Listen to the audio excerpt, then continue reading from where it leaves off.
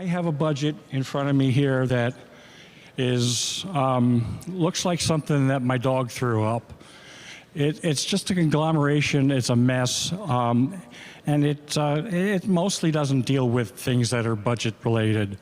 Nor does it appear to be a budget that has been put together by some individuals that actually perhaps need to be taught how to balance a checkbook. You know, the other thing about 13 years ago that seems to have been lost in this chamber is the ability to work together. We used to be collaborative. Back in 2013, you know, our state was a fiscal mess. And we collaborated, and we eventually worked towards that 2016-17 bipartisan budget. And it felt so genuine and so good because we were doing things to cement the future for people that live in our state and not pass the burden down to further generations. And then I wonder, where did we come off the tracks? Because there's no collaboration happening in this chamber anymore.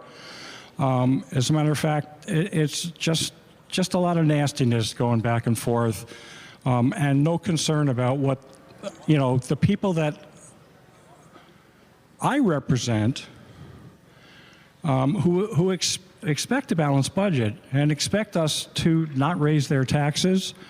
How we can go into this situation with this piece of documentation in front of us, knowing full well that we're going to exhaust our surplus this year, and then we're going to eat away over the next maybe year, 15 months or so at the entire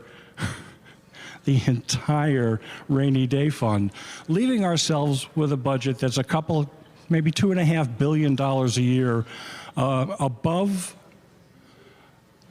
our revenues. All right, I'm not going to talk about caps. I'm not going to talk about fiscal guardrails. But geez, how do we spend more money than we take in and look at ourselves in the mirror in the morning when we're brushing our teeth and feel good about that? It disturbs me deeply. It makes me sad.